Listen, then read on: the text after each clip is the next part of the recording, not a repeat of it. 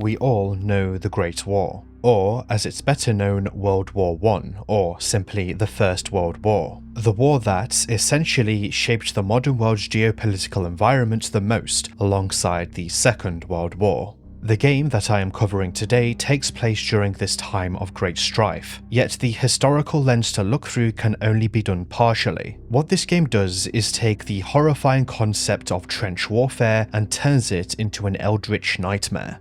Trench Face is a survival horror game built with RPG Maker, with combat akin to Fear and Hunger and Undertale. Yes, this is quite a mix. It was made by Pulse Blue, a largely enigmatic developer, and features a black metal soundtrack by the band Desolate Thoughts. The game is incredibly cheap, and this may be attributed to its relatively short runtime, but what it leaves you with is a source of inspiration and struggle, as well as a rather satisfying gameplay loop of learning where things are and when it's best to use them. Because of this video is on the shorter side, but I really want to cover this game. Don't worry, the next video is very, very long. Trench Face isn't for everyone. It is quite disturbing in its imagery, and the game is quite difficult. I compared it earlier to Fear and Hunger, at least in its tone. I would say it's a little easier than that game and less disturbing overall, but that should be a good baseline. When you start the game, you are greeted with the following.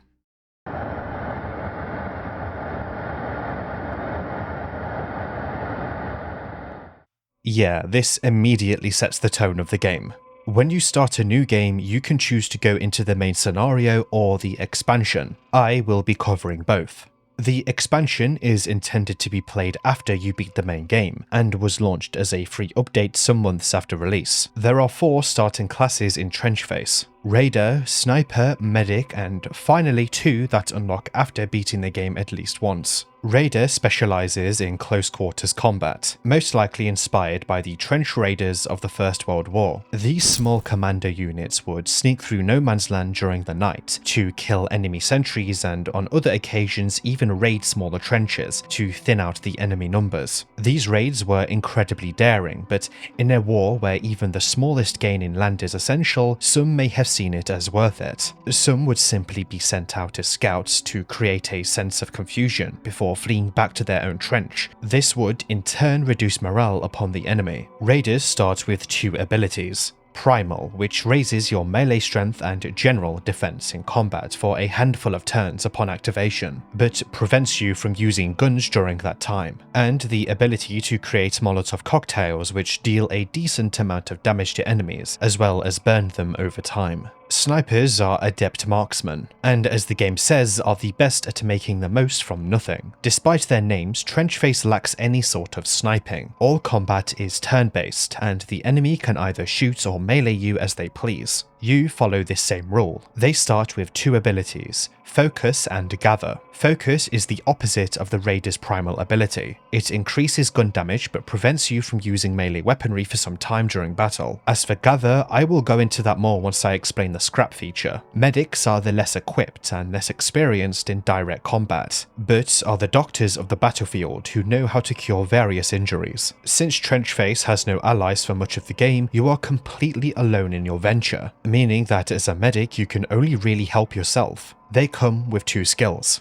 Light-footed, which is a once per battle skill which dodges 1 attack, causing it to completely miss you and deal no damage. Since it's only for 1 attack, it may seem not that useful, but in a game as punishing as Trench Face, this simply isn't the case. They can also make first aid kits which can fully heal you upon use. Extremely useful, but requires the aforementioned scrap to create. No matter what class you pick, you will be able to complete the game. Some classes favour certain playstyles. Raider is more melee orientated, and the Sniper leans towards the use of guns. But at the end of the day, they are fairly balanced. Trench Face will be hard for everyone on the first playthrough, especially when it comes to learning the means to survive in the trenches. On my first playthrough, I played as the Raider, and I still used guns for a lot of the time. From here, you can choose one of 3 difficulties: Normal, Hard, and Permadeath. Normal is the intended and default experience. Hard makes pretty much every facet of the game harder, including increasing enemy spawns. And permadeath simply means that if you die, you need to start all over again. Despite the game being hard, you can save, but it requires a certain currency to do so. Then comes the first pieces of exposition. Every soldier here was equipped with new respirators, not like the ones we used before. These are more of an experiment. They use thin wires carefully placed to connect our face to the respirator, like sewing up a doll. I've seen soldiers get beaten for trying to remove them, even when they look desperate. The only way to remove the mask is with these locks they have on the back, put there to restrict us from forcefully removing them. Only our superiors get to carry the keys for that. Whether it was an oversight or not, the wires tend to tighten in contact. I'm still trying to get used to breathing in this. How to leave this place?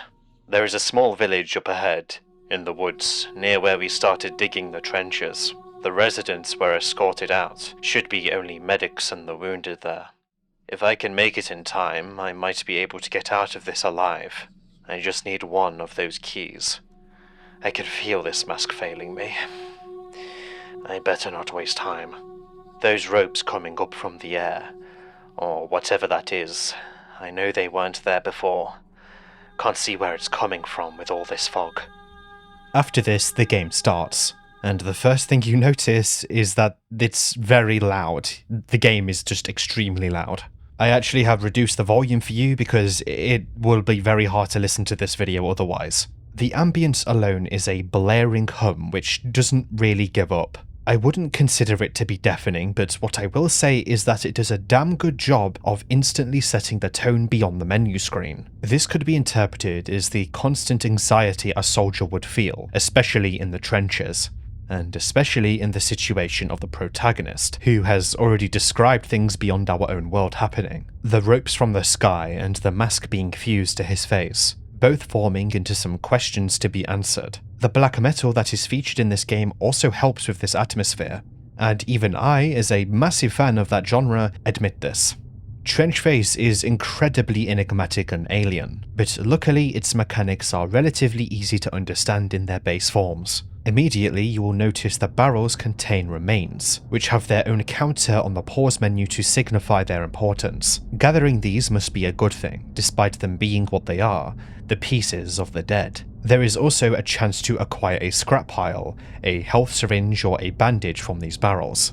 In World War I, the United States had a service known as the Mortuary Affairs, who often were in charge of finding the dead and identifying them. Sometimes bodies would be hidden in mass graves for purposes of respect or to just keep morale high. Such a practice has been in place since the American Civil War. Of course, if a battle was intense enough, there wouldn't be time to even bury the bodies, with some reports even stating that tens of thousands were left unburied for months on end. The 300-day Battle of Verdun is one such battle, with the Dolmont ossuary containing over 100,000 bodies, as it lies in the area where countless bodies were buried, with 16,000 of them being under graves. Both French and German soldiers were buried. Of course though, this setting is a heavily dramatized version of World War I. Bodies nor remains weren't really reported to be stored in barrels like this. When it comes to the nationality of the protagonist of Trenchface, it isn't too clear.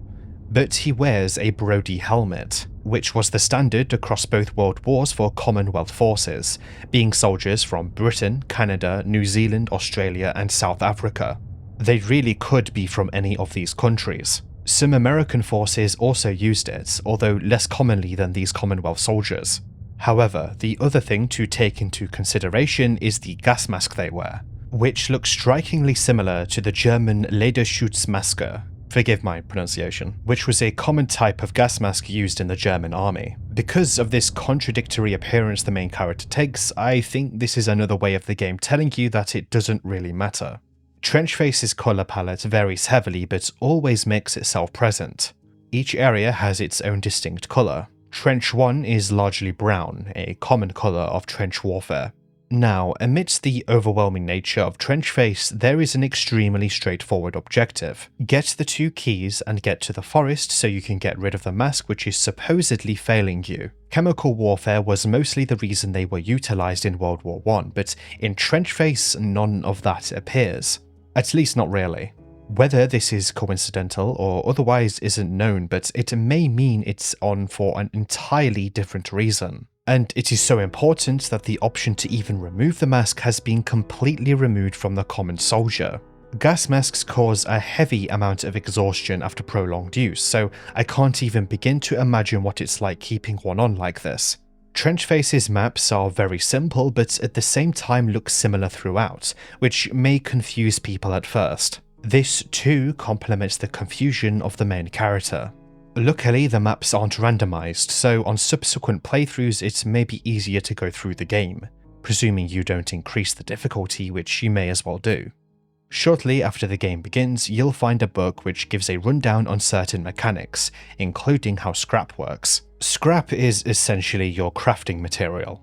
Because RPG Maker usually comes with two variables for HP and mana, mana is replaced with scrap, shortened to SC. With scrap, you can craft various items from your inventory. For example, with the medic class, you can craft a first aid kit for 100 scrap, which is the maximum amount you can gather in the base game. These are worth it since they always restore HP to full upon use, making them the strongest healing item in the entire game. And trust me, you'll want a lot of healing. Scrap can also be found in small piles, although upon collecting them, you'll have to go into your inventory to actually add them to your amount. Some may think it is odd that it doesn't go straight into your amount, but remember, you can only have 100 at a time. This is to clearly prevent overcap. And if you were able to get an infinite amount, much of the difficulty within the game would vanish, since you'll barely have any resource management. Scrap piles typically give 25 scrap, a quarter of the maximum. They don't respawn once you pick them up, so farming them isn't really possible. There is though a larger variant of the scrap pile, which gives you more. Guns are also a topic covered in this book. Put simply, they act as items that you can use in battle, which need ammunition in order to shoot. Each gun has their own ammunition type, and reloading can be done outside of battle, whilst inside of battle it will cost a turn. Either way, you will be expending ammo you have found, which is a valued resource since guns do a large amount of damage. Another important thing to read here is that guarding is the act of reducing normal damage, meaning simple melee attacks and not bullets from guns. The book at the start of the game here is the closest thing to a tutorial in Trenchface. After this, you are pretty much on your own. In your inventory is a simple note that lists your objective to get the red and yellow keys so you may go to the forest to unlock your mask, just in case you forget what to do amidst the blaring ambience. In this first trench system, you will come across some red and yellow doors. Of course, without their respective keys, you cannot unlock them, but what you can unlock is a white door. Amidst this plane of darkness, there is the following.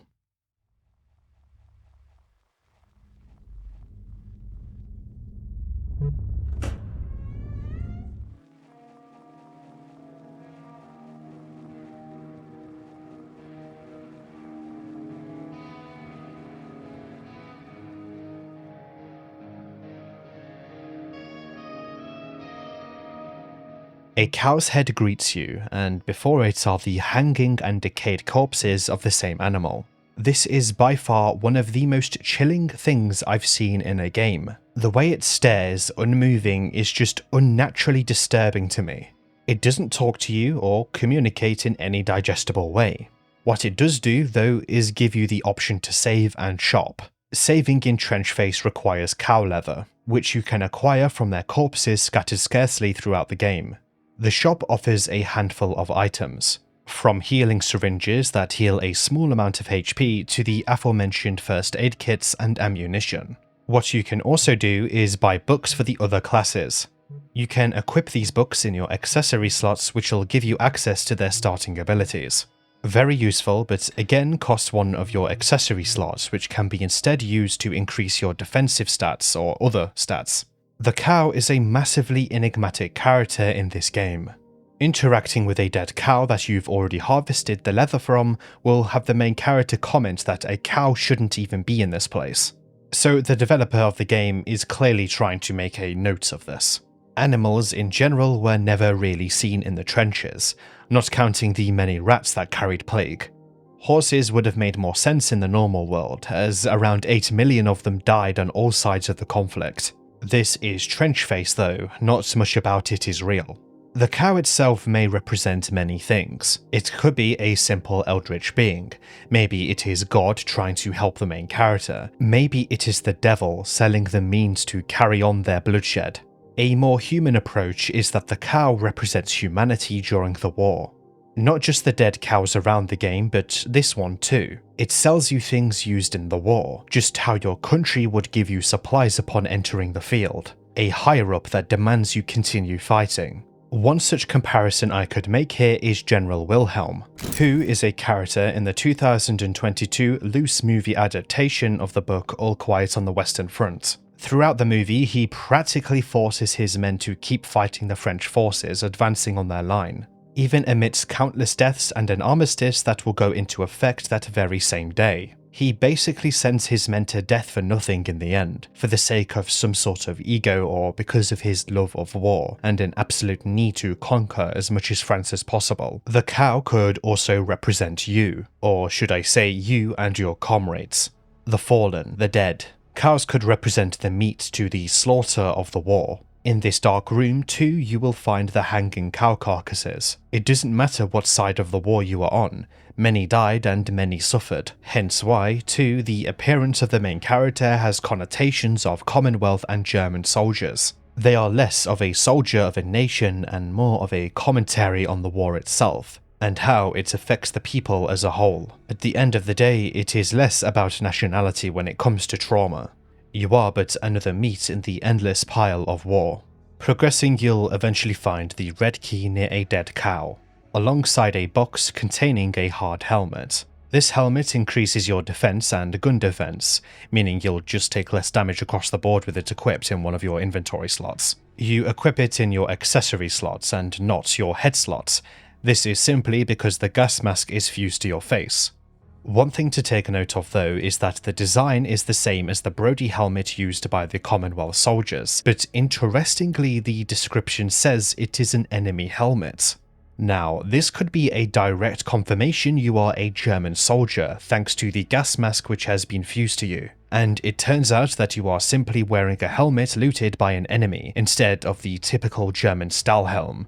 But again, this is very unlikely. The dead around you will also be allies, so the contradicting information here could be interpreted in ways that, at the end of the day, land on the fact that it doesn't really matter. Trenchface isn't a commentary on the political side of the war, only the act of war itself. This is my opinion though. Art is entirely subjective, and so is vague storytelling. Picking up the red key, you'll instantly know that the red key is for the red doors found throughout the trench. Obviously. Yeah, obviously. Going to unlock it, you'll hear the sound of a rope tightening. This also catches the protagonist off guard. Making your way back, you'll see the first type of enemy.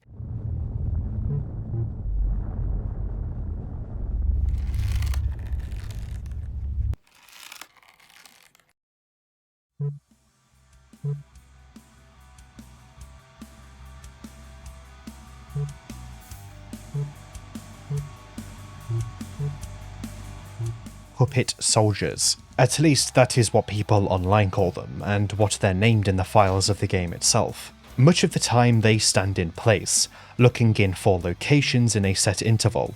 If you are close enough and when they are facing you, they will rapidly begin to pursue you.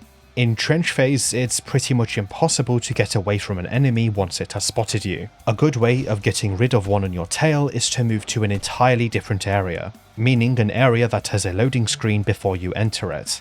If you are nowhere near one, you might as well just open up the menu, use whatever items that may benefit you in battle, then wait for them to come to you or run right at them. Combat in trench phase is quite simple, taking the traditional turn-based approach, no ATB system, just one turn after another, playing catch if you will. Sometimes enemies will have multiple hits per attack though, but so can you. Let's say that you have the double barrel shotgun and have it loaded with at least one shell. If you decide to use it, you have to time 2 shots on 2 individual body parts, or the same body part. This means that you must also time both shots as they spin around a revolving cylinder, which represents your aim. Pressing space in the red area is ideal, simply meaning that you hit the target. The more shots, the more times that you have to time it. meaning that for the double-barrel shotgun you must time the cursor twice. Items such as the Molotov don't require timing, as they will just hit all of the body parts the enemy has at once, whilst also dealing the burning status, which causes damage over time for a set amount of turns. Melee combat is also similar. When you declare a melee attack, you must time it correctly by hitting it in the center of the skull. Just like Undertale, the body parts work very similarly to Fear and Hunger. Some body parts must be destroyed if you want to reduce the capabilities of the enemy. Some body parts are fatal, meaning that if they are destroyed, the entire enemy will collapse and die. The puppet soldier itself has a handful of attacks. For one, they can stomp you with their boots to deal decent damage. I would advise to destroy their legs because of this, but in their right hand is a much more dangerous weapon, a revolver. This revolver is seemingly held up by one of the ropes that have fell from the sky. What this means is that it must be destroyed or the revolver will persist, even if the rest of the enemy has fallen. Luckily, the revolver has a chance to not fire. This makes sense considering how their cylinders work. Some turns will pass where the revolver will simply not fire. If it does fire though, you will receive a massive amount of damage and end up with the bleeding status. Bleeding also persists out of battle unless you cure it with a bandage. The bandages are relatively cheap from the cow, and this is because it doesn't actually heal you, it just stops the status. Healing alone is from first aid kits and syringes. Due to the revolver potentially not firing, puppet soldiers are among the easiest enemies in the entire game. This also explains why they appear so early on. My first time fighting them though was a nightmare. I was already overwhelmed by the atmosphere and so many questions were running through my head, to the point where I wanted to take a break 10 minutes in. I was unlucky enough to get stomped a few times in the first few turns, and was too busy prioritizing melee as I was playing the Raider and was armed with the starting rock, which deals a low amount of damage. So essentially I got very unlucky. When you die in Trench Face, you are met with the head of the soldier you play as on its side. After this, you are forced back to the main menu screen where you must reload your latest save. One thing I noticed around this time is that there isn't any exit game option in the menu. Whether this is intentional or not isn't clear, but it could be symbolism of being trapped amidst the trench warfare with nowhere to go. Deserters were often killed after all. 302 British and Commonwealth soldiers were executed for this alone. These deaths often included those who lied about their age to join the army, and the most egregious cause of desertion disallowed the executed to have a blindfold on during their time of death. 16-year-old James Crozier from Belfast was given rum, so he was barely able to process what was even happening before he was shot, even having to be carried to the ground by his fellow soldiers before he was killed. The topic of desertion comes up later on in Trench Face, and it's a central theme within it. Killing a puppet soldier in Trench Face is like a rite of passage. You cannot really kill one without realizing their weak spot, and to even deal enough damage you'll have to either activate the primal skill raiders have or shoot them like crazy, until you realize it is the gun holding them up altogether. Killing enemies grants you remains, which is what you spend at the cow to buy items. There even exists an accessory, the cargo bag. You can buy it from the cow to double the remain drops from the enemies. This is especially useful if you have become familiar with each enemy and their weak points, or if you are in a pinch for extra remains so you can buy more items. The red key allows you to enter red doors into bunkers. One such bunker is named Storage, and just like the key and the door that represents it, the colour shifts to a dense crimson. Not just the environment, but also the character. It is filled with rotting furniture. There is also an ammo box that you can use in or outside of combat to reload all your guns at one time, but of course, doing so in combat will cost an entire turn. Here is also a red note. I need to be taken to a doctor urgently. I write this in case someone comes in and sees me down there. I'm okay, I'm good to keep going. Please send a medic. I will sit by that corner. You gotta get this thing off me. I can't stand the pain anymore. This note is pretty much guaranteed to have been left here by a soldier just like you. The corner they wrote of isn't clear since there aren't any sort of corpses in this room, but there is a barrel. Now, here lies another theory I have surrounding the barrels in this game. I mentioned that they drop remains, but they can also drop health syringes and bandages, supplies that may have been carried by soldiers during wartime. What if the barrels represent dead bodies, reduced to nothing but their flesh and what they carried, how they are viewed by the cruelest of the higher-ups? This is my only real evidence of this theory, since why would this person specifically mention being sat by a corner? And the barrel in this room is in the corner of the very same room this note is found in. With the red key you can go into another larger bunker. Inside is a rifle. The rifle is an incredibly powerful single-shot weapon. Due to the accuracy required, the timing needed to land a hit is stricter than other weapons. Nearby is another note, red like the other since it's in an area unlocked by a red key. My notes on recent experiences with this new gear. My fatigue has been significantly reduced ever since. Haven't even had the need for sleep these past few nights. My muscles don't even shake anymore from the weight of the rifle. I can keep watch as a sniper for as long as needed. I would like to request few canisters to be sent on the way. Need a higher dose this time. You've been starving me lately. Thank you. The soldier that wrote this note could be determined as starving, but his wording suggests that he is under the influence of some sort of drug. Note the words gear and dose. Some may see the word canister and presume it to be a sort of food. Pressurized canisters are often where gas is kept, so this drug may be in the form of such. Maybe they administered it through the gas mask itself, the effects of which, according to the sniper, relax his muscles and keep him awake. Sadly, this drug doesn't appear in the game itself. One way it could have been adapted into the gameplay is that, upon taking it, you no longer need to time your shots when firing a gun, showing that you are completely relaxed enough to hit your target without much distraction. The soldier himself was most likely the owner of the rifle that was left on the table. Drugs in World War I were used, but were mostly those that dulled the senses. Alcohol, morphine and cocaine. Of course, soldiers took them to make their day-to-day life easier, and to fight off potential stress and trauma. Rum for the British, wine for the French, vodka for the Russians, etc. Drugs in the form of gas may have been used too, but much less commonly. Whilst I couldn't find a specific case, diethyl ether, which was used as a sort of sedative since the 1800s, may have been used to calm the nerves of soldiers when applied in small doses.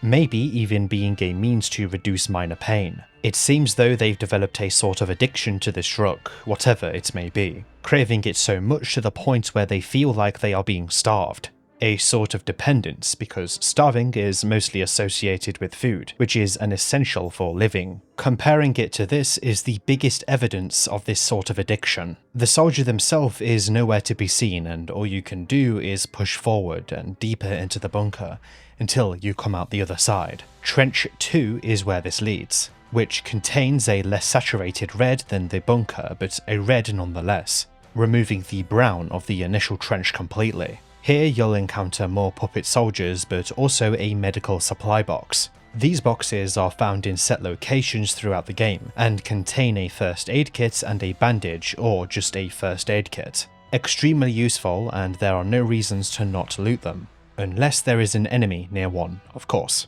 Enemies are best avoided in this game overall if you can do so. The remains you gained from defeating them equal to a few barrels worth of remains, and you'll spend much of the battle avoiding damage, healing or using ammunition, which to be honest is better saved for the few mandatory encounters the game has. Of course, there will be moments where enemies will be blocking your way, which are the moments the game expects you to expel your gathered items. It is around this time some puppet soldiers will appear that are actually patrolling a set area. It is still possible for some of them to stand in one spot and look in certain directions at specific intervals, but the further you get in this game, the more complex the enemy AI becomes. Because their colour also changes with the area, you may also be caught off guard if you don't focus enough. This is to say, they may just blend in with the environment. Luckily, they are more saturated than the environment. You can also go up some ladders in this area to go into no man's land, which lies above the trench itself. Here you'll encounter another enemy, which in my eyes are much more deadly than the puppet soldiers. Impalers, more simply known as spears in the game files. They are often seen patrolling either within trenches or in no man's land. They have a variety of attacks, including a scratch attack which deals low damage. Their most deadly attack though is the one sourced from their head. Whilst in battle with an impaler, you'll eventually be told that the head points towards you. This is your sign that death is coming, and if you don't kill it in time, you will be impaled and more than likely instantly killed. Well, most likely. It simply deals a massive amount of damage which will most likely reduce your HP to 0. One might think that the way to avoid this is to destroy the head. But here's the thing, the head is practically invincible. I looked into the files of the game and found out it actually has 1000 HP, which is basically impossible to reduce to 0 before the point of death here. You can get rid of their hands since they have around 50 HP. But at the end of the day, they are nowhere near as much of a threat as their head. The simple trick to killing impalers is to send a rifle round right into their chest. Once the torso is down, the entire body will collapse. This is because the rope from the sky is also attached to the impaler's torso, much like it is to the puppet soldier's hand. Honestly, once you get these tactics down for the individual enemies in combat, it becomes a lot easier. It also helps a lot that you are always the first one to take the turn in combat, so sometimes you can simply have a loaded rifle and instantly kill an enemy. That being said, if you lack ammo overall in this game, you'll be having a difficult time if you're not playing as the Raider. Raider, as a reminder, has Primal, which increases melee strength and defense, meaning that, unlike the other classes, it has way more options when ammo is scarce. Buying a club from the cow is advised because of this, which deals way more damage than the starting rock. If you can't afford the club, then there's always the knife. In this area, you can lower ladders from no man's land into the trench system below. Very useful for unlocking simple shortcuts. You will also find the cow again inside its white bunker. What you'll notice as time goes on is that the more you encounter the cow, the more cow carcasses are seen hanging in the hallway. There are actually 3 variations of the hallway in the game, and if you see the cow enough, you'll see 5 carcasses hanging from the hooks. This could represent the longer the war goes on, the more people die. So, here's an interesting thing I found in the game's event coding. Supposedly, the quote, "all remains have been taken," unquote, are meant to appear on this screen when a certain condition is met within the very same event.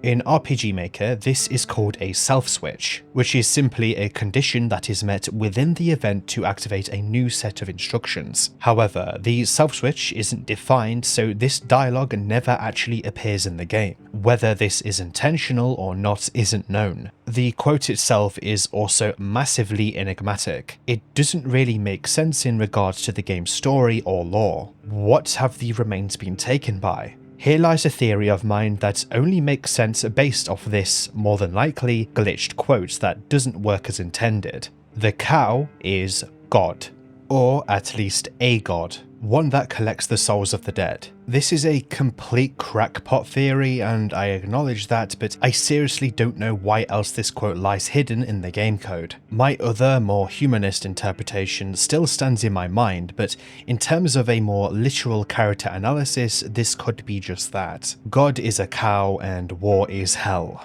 Interestingly enough, the event sprite, being the image that the code belongs to on the screen, is completely missing too during this time, as in during the time the text was meant to be read out. This suggests that, for this quote to have even appeared on the screen, the carcasses of the cows must vanish first. Being familiar with RPG Maker has been something I'm thankful for, because I've tried and failed many times to make some sort of simple game. Fear and Hunger also uses the same engine, and I made a 7-hour video on that game. Yes guys, Termina video soon, I promise.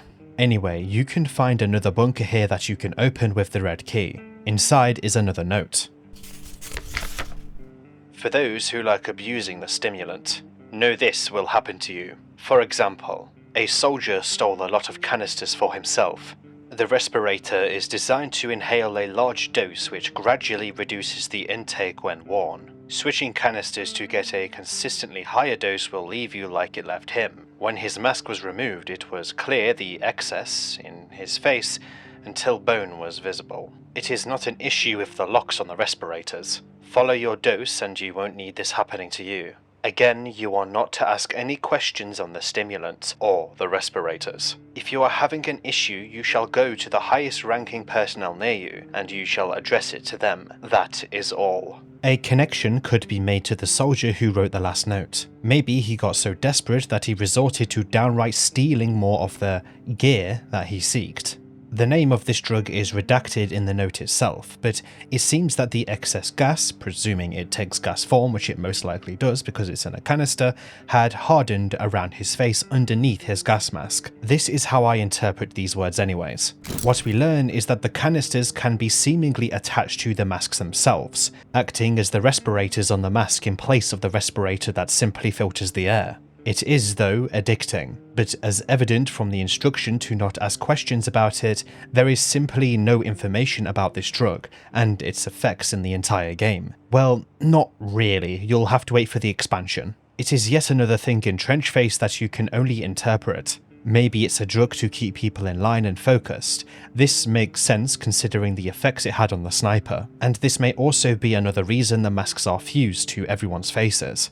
After all, the protagonist referred to them as experiments in the opening monologue, and that they didn't always have these respirators on the masks either. Anyway, deeper into this bunker is the second of the two coloured keys, being the yellow key. Perfect, now to get through the yellow door and progress towards the key to unlock the mask. But wait. Two soldiers enter the bunker, a puppet soldier and an impaler. This combat encounter is basically impossible to avoid, and acts as the first and only fight where you battle two enemies at once. If you know how to handle each character by now, it isn't too difficult, presuming you've reloaded your weapons upon their approach and healed up. Amidst the general overburdening atmosphere of the game though, many people wouldn't have even thought about tactics, only about literal survival, about keeping their HP as high as possible, and collecting as much scrap as they can muster. Defeating them both, you'll be able to go to any yellow door to unlock them. One leads to the larger bunker, whilst the other leads to a simple storage room. Inside this storage room is yet another note. I'll never get tired of them because they are pretty much the only large pieces of exposition in the entire game. Request for assistance. One of the new ones has been having troubles with his respirator, saying that it was fine at first but has been almost squeezing his head slowly over time. He's having trouble closing his eyes, as if his eyelids are being stretched too far. Could you send more blanks over? We are doing shooting practice with him to see how long they last in this stage. Say hi to him for me. So this note adds more questions than answers, like many things in this game. How long they last at this stage? Say hi to him for me. As for the first part about his stage, this could mean that the stage of decay people feel after inhaling the drug. This also lines up with the writer of the note doing shooting practice with him. They are testing him to see his performance despite him being on the verge of overdosing. The mask is also tightening over time, potentially outputting more of the drug inside the respirator than intended. As for the part about say hi to him for me, this could mean a lot of things, but they are all assumptions.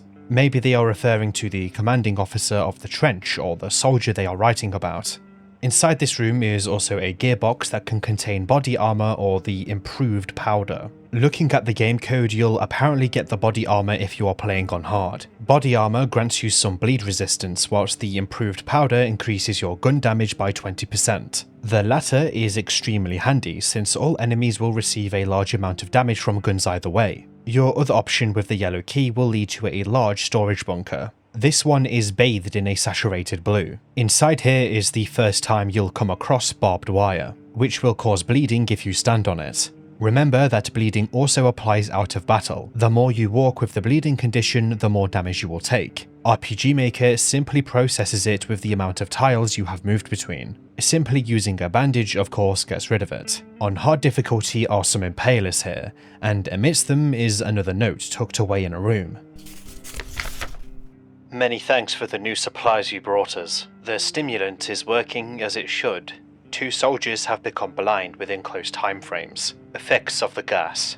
It's incredible how reliant this stimulant is. They've also been good about their dose intake. One of them hit 3 birds, only missed 1. The other one with 4 misses. I'll regulate his dose more closely. Both will be back in the front as soon as possible. The structure of this note may seem like it's implying the stimulant is causing blindness, but it could also be interpreted as an actual gas in the air causing the blindness. Even if the soldiers had their masks on still, the stimulant inside their respirators seems to have run out, hence why they are thankful for the new supplies. Maybe it really is as simple as a gas being in the air that causes blindness, and the stimulant causes it to go away, whilst also making the soldier focus, but it's possible to overdose on it. They depend on it to survive, but it's addicting in larger doses, and many seem to be turning to addiction because the masks are literally fused to their faces, and the use of the drug is very widespread. Inside this blue-bathed bunker though is what I see as one of the only jump scares in the game, an enemy crawling on all fours at you rapidly from the dark. This is Mother.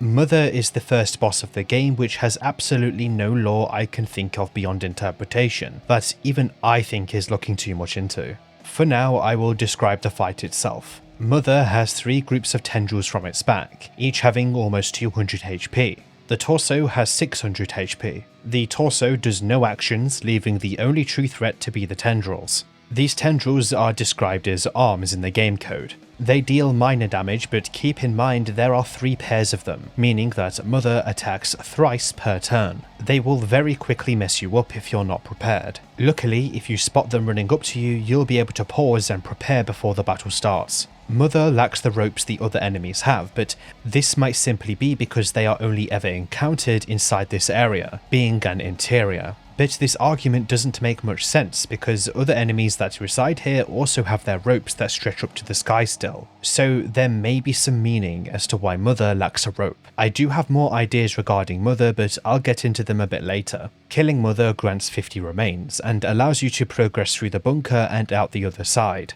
Mother seemingly cannot be avoided since they completely block the path forward. The area after is the 3rd trench system. Immediately the colour changes into a lighter blue, but the most noticeable thing here is the track in the background. In the background is a woman speaking over a radio, reading out numbers over and over again. 9, 6, 4, 9, 8, 6, 6, 4. In the files of the game, this track is simply named numbers, and the exact numbers that are read are 964986664 before looping. I dug pretty deep regarding this exact number, both in regards to World War I, radio frequencies, and code. There is literally nothing at all. The radio does do something gameplay-wise that I'll get to in a moment. This area is largely the same as other trenches, fit with another save room with Mr. Cow, but what I began to notice in this area were 2 things. One was a new enemy called Whale. Whales are extremely dangerous, and I actively avoided them more than I did other enemies. They have 6 body parts, 4 ropes, their body, and their head. Its body does a simple attack called ribs, which deals a small amount of damage. Their mouth, too, will always shake. More specifically their jaw. If you leave them alive for too long, they will bite you. This deals a massive amount of damage and will most likely kill you instantly. Overall, very similar to the Impaler, except the Whale requires you to destroy all ropes to effectively kill it, unlike the Impaler where a rifle shot to the chest is mostly enough to kill it.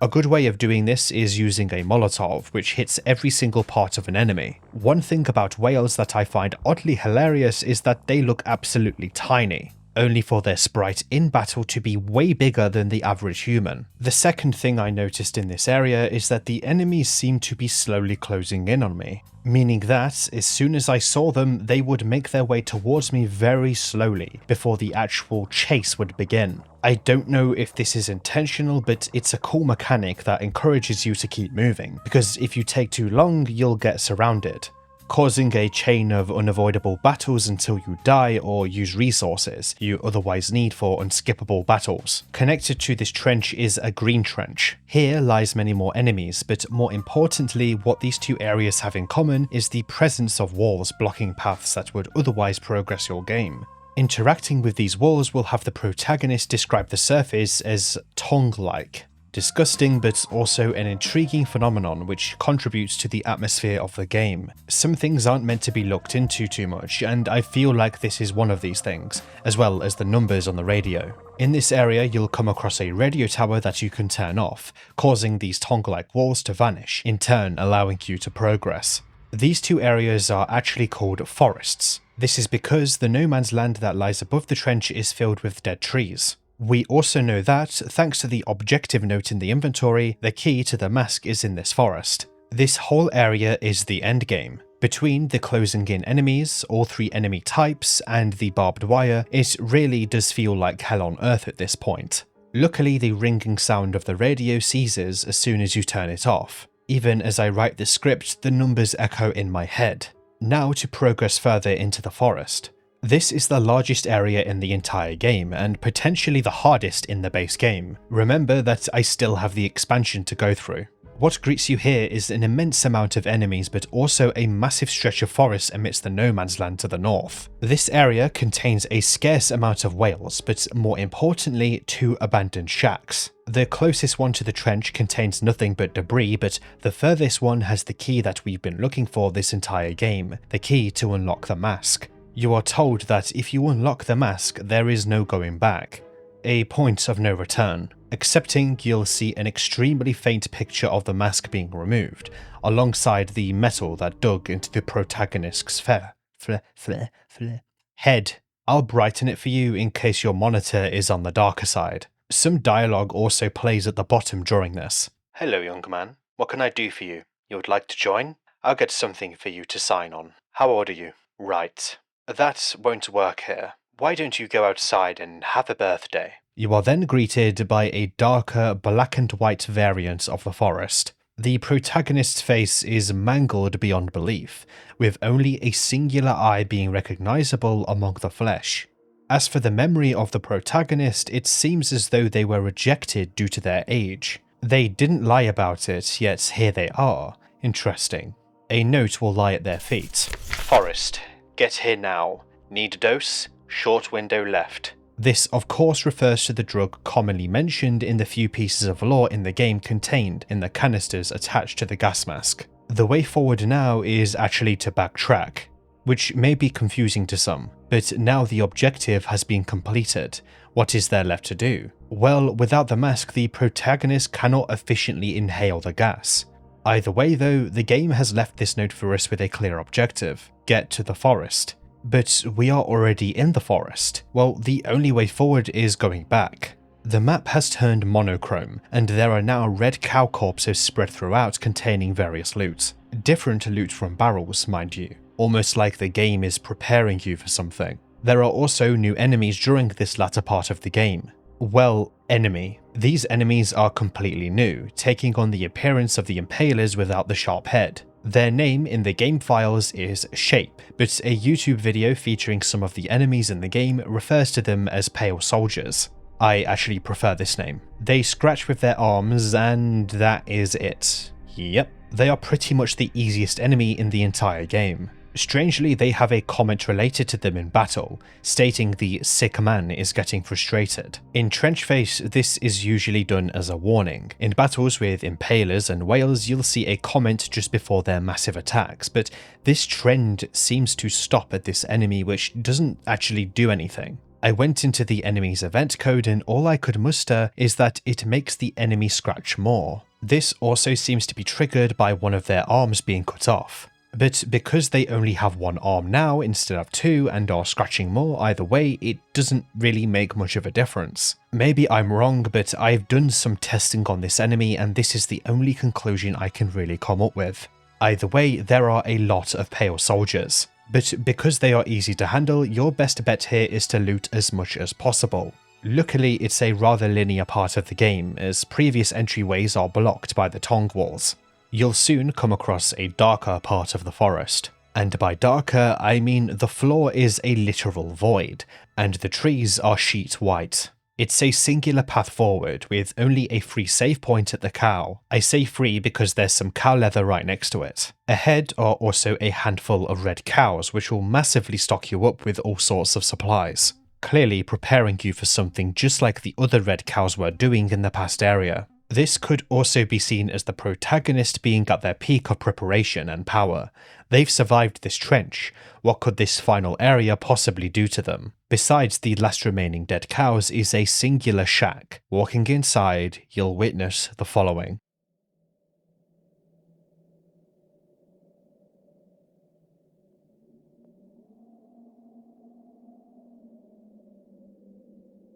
A deserter. No, another monster.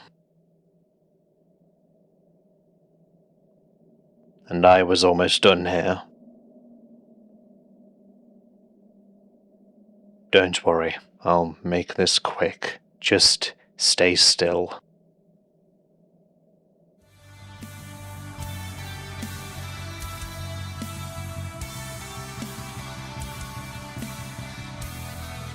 And so begins the final boss of the base game. The name of this enemy in the files isn't actually clear. Originally, my method of finding enemy names was to see what their limbs were called. But the final boss, at least in this form, has no actual limbs, meaning that I couldn't do this. Even in their base enemy file, I could find only one singular name: Soldier. I call this inconsistent though because an enemy in the expansion has the exact same name. I will hereby refer to this enemy as the Flamer, or just the final boss. I will await the WWE references in the comments. God. The dialogue just before this battle could be taken at face value. He sees you as a monster and wishes to put you down. But why does he see you as a monster? Potentially this is because of your appearance after the mask's influence on your face.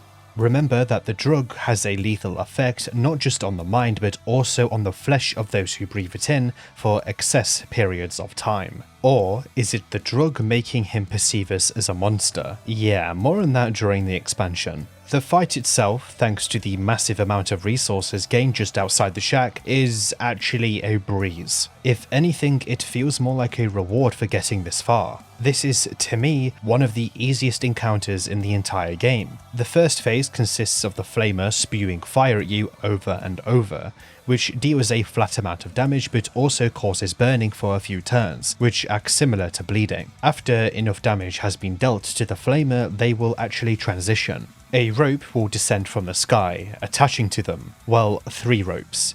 The second form of the Flamer is one of a sort of body bag. The trick here is rather simple: destroy all 3 ropes. The attacks from the boss now consist of a singular attack that is similar to the flamethrower but doesn't actually cause much burning. If anything, the battle is a sort of endurance test. Destroy the ropes before your health is reduced to 0 and you run out of healing. Fortunately, the challenge leading up to this final boss, being the entire game, doesn't make me feel like the boss itself is anticlimactic. In fact, I think this fight is pretty cool. The idea too that our character has seen enough horrors to simply brush this Flamer aside is another intriguing perception of this entire battle. Or as the Flamer hints to, they've become a monster in their own right. A monster among the monsters. They have forever been changed by war. Once the 3 ropes are destroyed, the boss will fall, and the following will play out.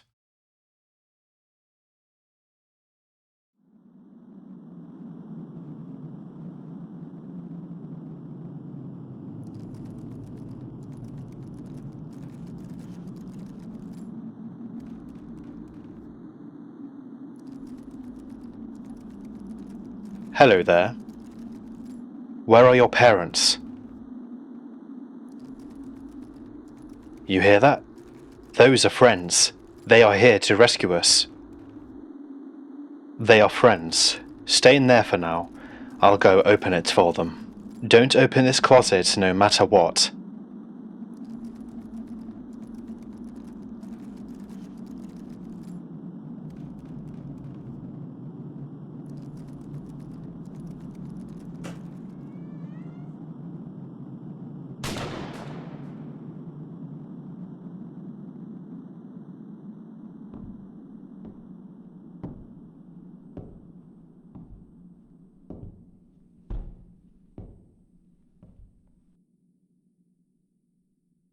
Open that closet.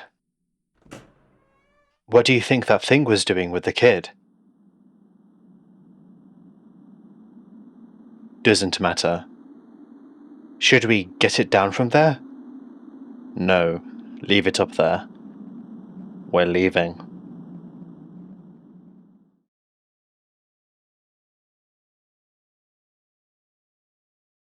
Well then, right, you're of age to join. Just sign right here. Ending A is achieved here. Yes, ending A. There are actually two endings in the main game, but they're not much different. I will get to that in a moment. The protagonist was perceived as a monster by the two men that walked into the shack, who ended up shooting and killing him as soon as they saw him. They did call him a thing, after all. There's a little more to this that I'll get back to later regarding some lore in the expansion, but ultimately this is the fate of the main character, dead at the hands of fellow soldiers. As for the child, it's a clear message of those that join who lie about their age, although this time it's clearly a child rather than a late teen. This could be perceived in numerous ways. 1. The soldiers have lost their minds to the point of seeing him as old enough. 2. The dialogue isn't actually aimed towards the child, and is rather a flashback to when the main character signed up, although there was a similar piece of dialogue when they took their mask off that suggests they were rejected.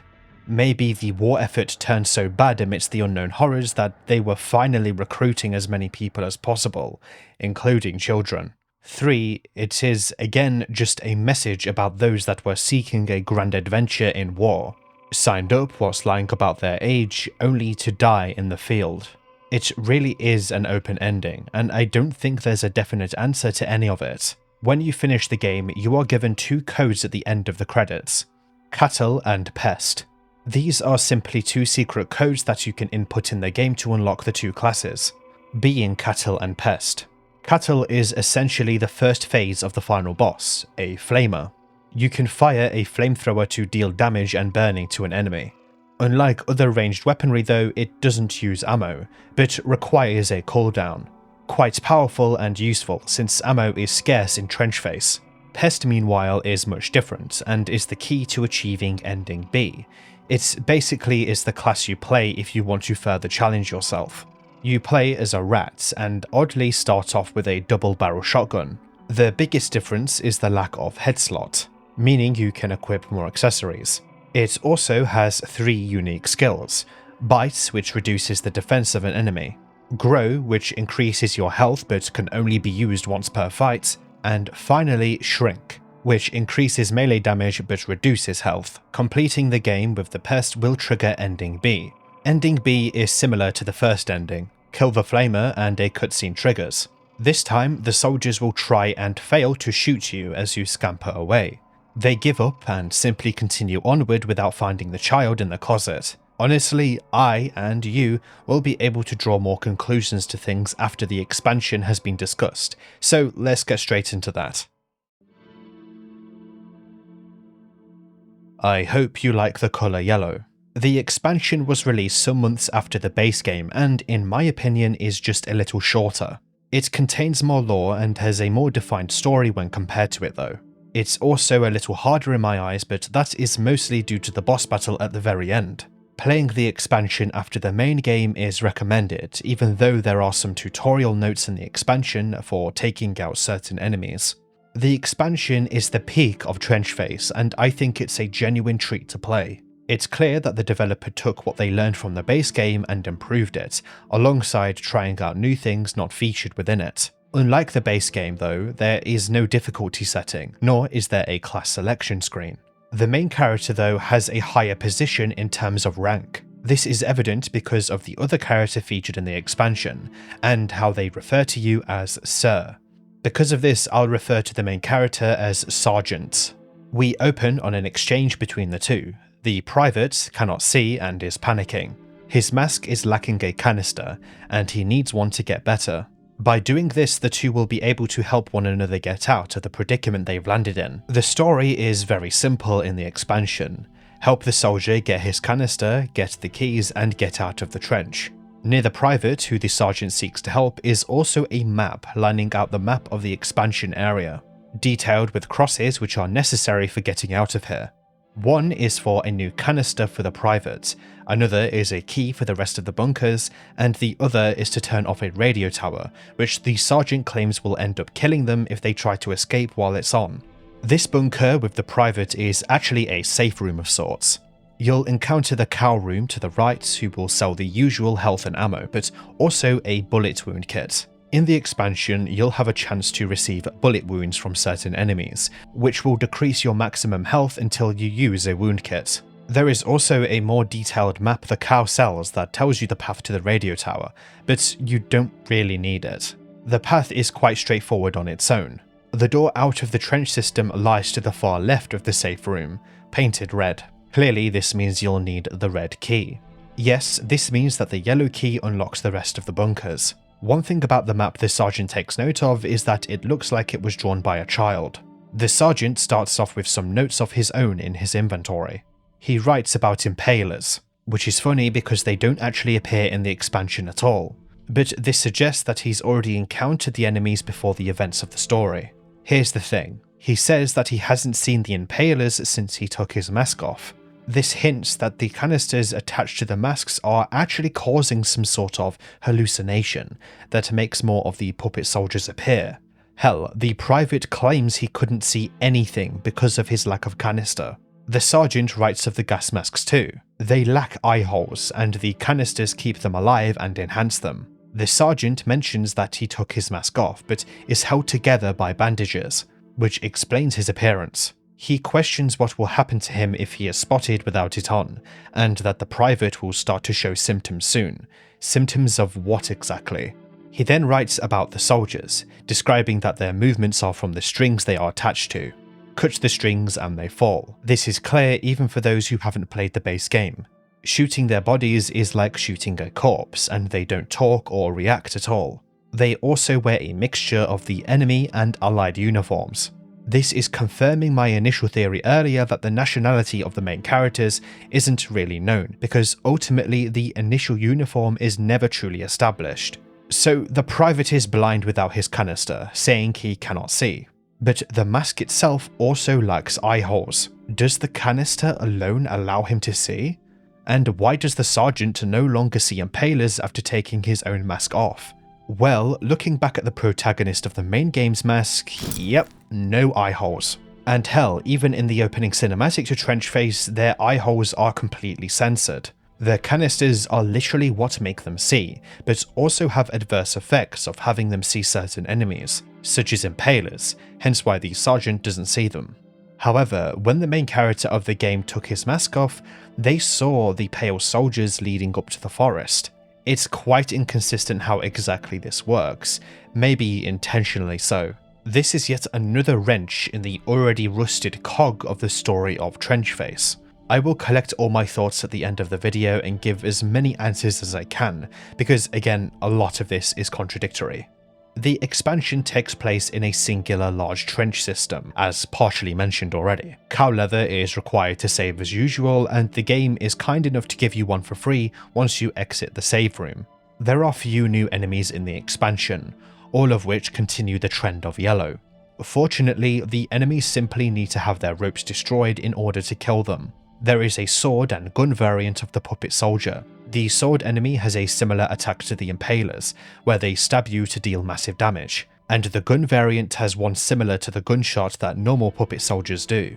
A completely new enemy is the wire soldier. These enemies are huge outside of combat, so much so that I thought they were too dangerous to even enter combat with. In their first few turns they do nothing, but eventually two arms equipped with pistols spring out of them. Quite a deadly enemy, but fortunately you can get through the entire expansion without even fighting them. Speaking of guns, there are some new ones you can discover here too. Namely a semi-automatic pistol which shoots twice before needing to be reloaded, and a rifle which shoots 3 times per turn. There is also a pump shotgun that deals a massive amount of damage, and you can actually discover the flamethrower the cattle class has. You'll discover all of these on your way to getting these items: the canister, the key to get out of the safe room, and of course you need to turn off the radio tower. The game doesn't let you leave the safe room without turning off the radio tower. The yellow key is within one of the bunkers. Inside you'll find a completely new enemy: rats. Unlike other enemies, you don't do turn-based combat with them, but instead have to avoid them by not touching them or getting too close to their line of sight. If you do so, they will run at you and explode to deal a moderate amount of damage to you. Simple. In the deepest depths of the bunker is the yellow key, which will eventually give access to the red key. However, doing so will trigger the following sequence.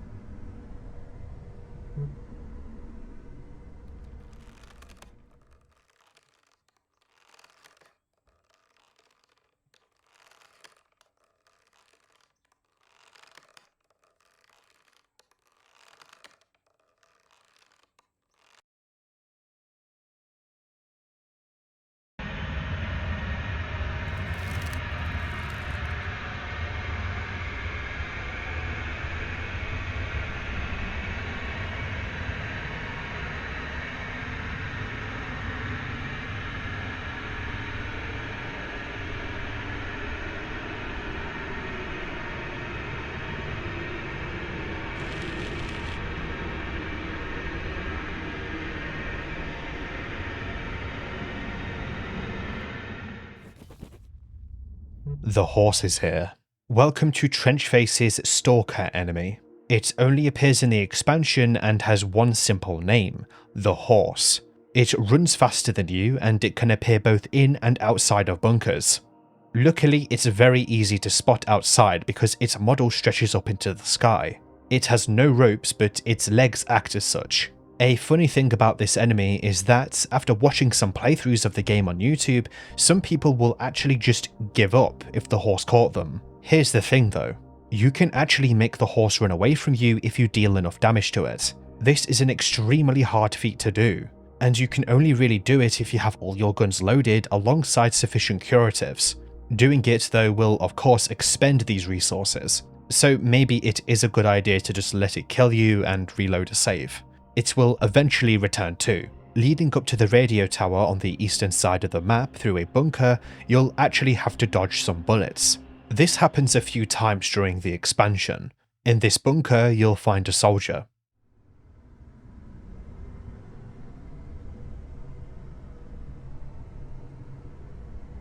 Let me ask you this. What's the fastest way to get a child to kill a person?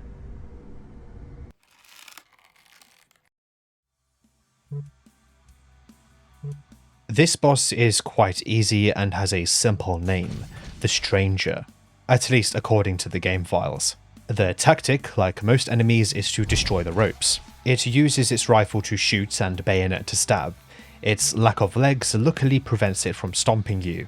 The boss asks a very crucial question: what is the fastest way to get a child to kill a person? In context of the game, the best answer here is to have them sign up to fight a war. The theme of children in war, especially in World War I, has already made itself well known by now. This is just another way it expresses itself. The sequence to turn off the radio tower is also handled differently from the initial game.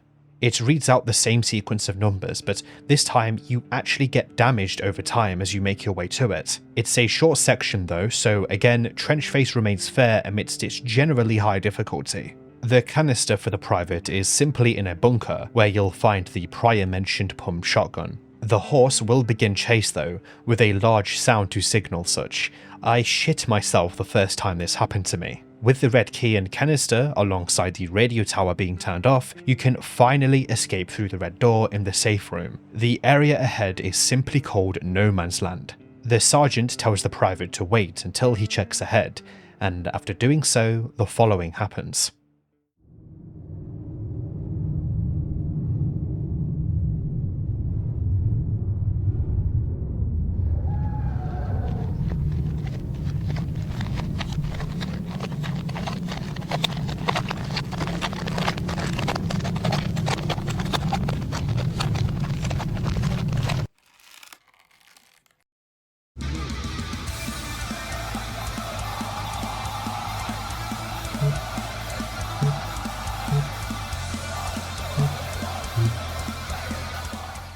The horse is the final boss. May have been obvious to some, but yeah. This fight is by far the hardest battle in the entire game.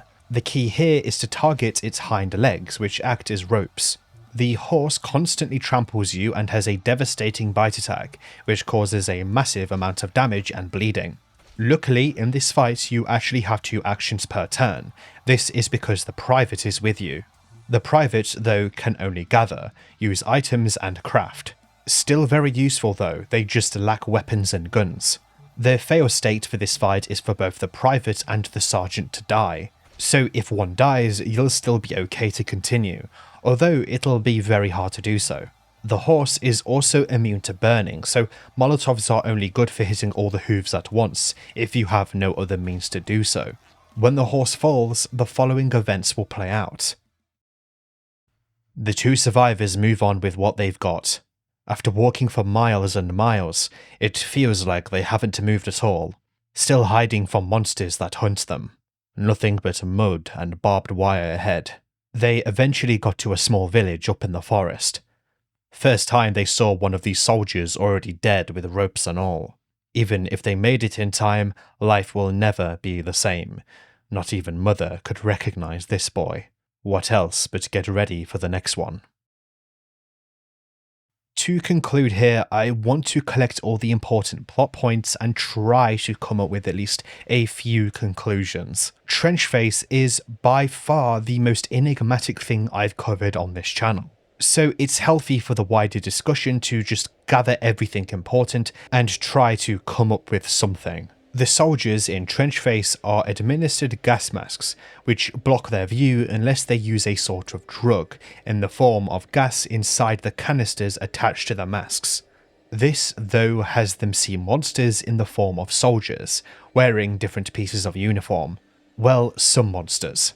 The main character at the end of the base game still saw them even without their masks, and only impalers vanished for the sergeant in the expansion. The only thing I'm going to draw here is that the canisters do have an adverse effect, and someone in the higher command was having them wear it, so they could see the monsters, which may have been invisible to the naked eye. Okay, so what is the entire rope from the sky deal? In the start of the game, the protagonist revealed that the origin of such cannot be seen, thanks to a dense fog in the sky. Here is where I draw my personal largest conclusion about Trenchface. The game is not about these monsters at all. The monsters are purposely enigmatic and aren't meant to be fully learned about. This is why I describe them as Lovecraftian. They are purposely left obtuse and inconsistent because it would be very easy for the developer to give an answer to these things, but they clearly choose not to. The ropes could represent soldiers being controlled by a master of sorts, which in the war's case are the generals and politicians. So let's adjust our view to the messaging about war and those who lied about their age to fight in World War I. The drawings in the expansion were drawn by a child. Hell, even the sergeant makes a note of this. A loss of innocence. The child no longer draws innocent things, but instead of things seen in the game, such as trench systems. They have been defined by war, and the only child we see in the entire game is the one in the closet, who is seemingly instantly recruited into the army, at least in the first ending. The entire game is a metaphor for how war degrades society and how it mangles a person from inside out, from childhood to adulthood, from civilians to soldiers. Trenchface is simply one huge metaphor behind war itself, with a specific focus on World War I and the simplest form of innocence being destroyed, a child. The melted face of the main character thanks to the performance-enhancing drug may also be seen as a portrayal of the loss of identity. They are no longer themselves, they are a war-torn puppet. A puppet just like those around them, perceived as such by the same soldiers who killed them, who may have been the sergeant and private of the expansion. A final point here to complement my theory is that the mother enemy exists, and may be a sort of projection by the protagonist of their mother. Even his mother, who is no doubt someone he misses, no longer looks like a normal symbol of hope to him. She too is a mangled monster for him to kill. Metaphorically, of course. The name of the game too complements this. trench face. Their identity is now that of the trench, of the war. This is the clearest way of interpreting this game for me. Some may simply see it as an eldritch god doing experiments on the soldiers of World War I, which is an approach I don't see as entirely invalid. That is the beauty of storytelling, after all. It's really hard to properly wrap up Trenchface because even after spending nearly a month on this script, I can't help but feel there is still something deeper here. And that is 100% intentional on Pulse Blue's part. This is largely why I went out my way to look into the files of the game, just to see if there are any secrets, but no, this is all there is. You are given this nightmarish experience that really does stick with you for a while and leaves you to come up with your own conclusion to things. If you want to pick up Trenchface for yourself, the link to do so is in the description. It's extremely cheap and is a clear work of passion and one of my favourite RPG Maker games that I largely covered because I want more people to know about it. Pulse Blue, if you're listening to this, thank you and well done on making this game. As of me writing this part of the script, I actually found out that the developer is working on more games, including one with a similar tone to Trenchface, and another one called Rabbit Drown, which you can actually wishlist on Steam. They also had another game called Ortus in development, but I think that's been put on the back burner for now. Check out their TikTok page for more information regarding that. That being said, thank you all for watching. I hope you are okay with me sometimes making these shorter videos about games that I think deserve attention. The next video should be a very long one. Like, comment and subscribe if you enjoy. I also stream now a few times per week, so if you want to come by here on the channel or on Twitch, feel free to do so. Stay safe out there and don't go signing up for any Forever Wars.